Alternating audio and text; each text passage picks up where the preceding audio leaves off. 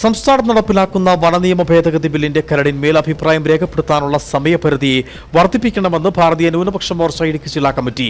Forest ഉദ്യോഗസ്ഥർക്ക് അമിത അധികാരം നൽകുന്നതാണ് പുതിയ ഭേദഗതി. കർഷകർക്കും മലയോര ജനതയ്ക്കും ഏറെ ഭീഷണി സൃഷ്ടിക്കുന്ന തരത്തിലുള്ള ഭേദഗതി നിർദ്ദേശങ്ങൾ ഒഴിവാക്കുവാൻ സർക്കാർ തയ്യാറാവണമെന്നും ന്യൂനപക്ഷ മോർച്ച ജില്ലാ പ്രസിഡന്റ് വി.സി. വർഗീസ് ആവശ്യപ്പെട്ടു. സംസ്ഥാന ഗവൺമെന്റ് കൊണ്ടുവന്നിരിക്കുന്ന വനനിയമ ഭേദഗതി, ആ ഭേദഗതിയുടെ കരട് വിജ്ഞാപനം പുറത്തിറക്കിയിട്ട് പൊതുജനങ്ങളിൽ നിന്ന് നിർദ്ദേശങ്ങളും അഭിപ്രായങ്ങളും സ്വീകരിക്കാനുള്ള സമയം കൊടുത്തത് തന്നെ വലിയ ദുരൂഹത നിറഞ്ഞു നിൽക്കുന്ന ഒരു സാഹചര്യത്തിലാണ്.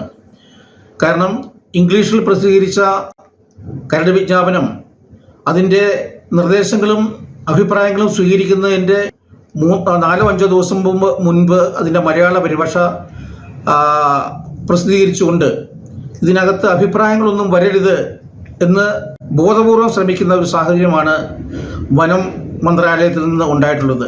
സംസ്ഥാന വനം വകുപ്പ് മന്ത്രി ഈ കാര്യത്തിൽ ജനങ്ങളെ ഒറ്റുകൊടുക്കുന്ന സമീപനമാണ് സ്വീകരിച്ചിരിക്കുന്നത്. ജനങ്ങളെ വെല്ലുവിളിക്കുന്ന തരത്തിലുള്ള നിലപാടാണ് ഫോറസ്റ്റ് ഡിപ്പാർട്ട്മെൻറ്റിൻ്റേത്. ഇതൊരു കാരണവശാലും അംഗീകരിക്കാനായിട്ട് പറ്റുകയില്ല.